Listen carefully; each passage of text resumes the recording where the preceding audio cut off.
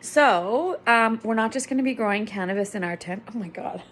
Look at mascara movie. Whatever. Doesn't matter.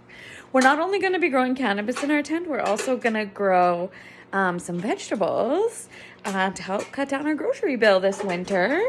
So I've repotted the carrots. This is actually garlic clove from the grocery store. It started sprouting, so I put it in, and you can see it started rooting. So we're good to go. We're growing some garlic. And then I have a couple of pepper plants down here. So there's the girls and the tomato plants. So now I just have to repot the lettuce and the cucumber. Oh, and there's a few more carrots. So let's get started. Full disclosure, I've never grown vegetables in a tent before, so we're all gonna be learning together. Okay. So I'm gonna start. The lettuce could go in here. I just need to fill it with soil and wet it. Just hang tight.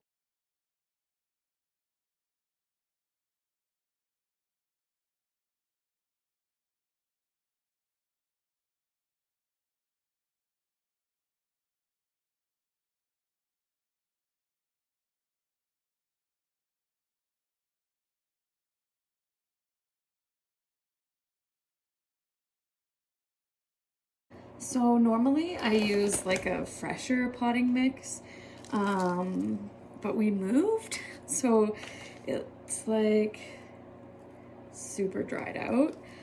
Something really important is you want to make sure that you wet the soil before you transplant. Again, wet into wet so you don't shock those little baby seedlings. All right, fam. Our winter garden is also started. So we got peppers, lettuce, carrots, tomatoes too, because I use tomatoes a lot.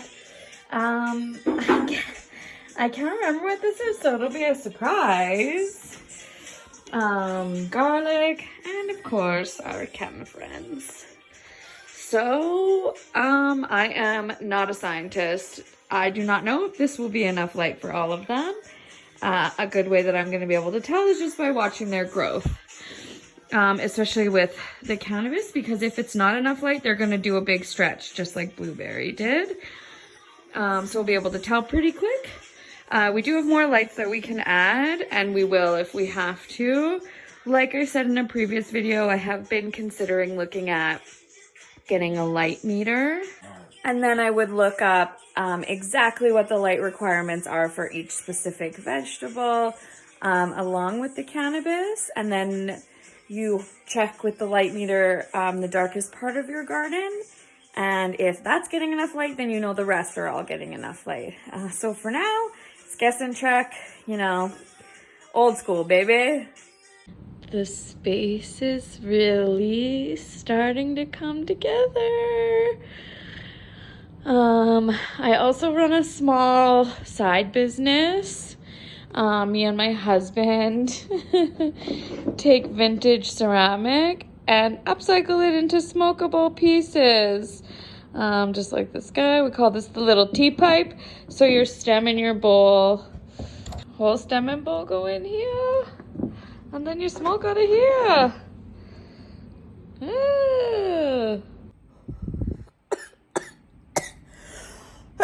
Sorry. Anyway, if that pipe, or if you want to see some of the other stuff that we also do, check us out on Instagram. We're called Retrograde Glass and Wood, and I'll put it in the description. Yeah, thanks for hanging out. Good night.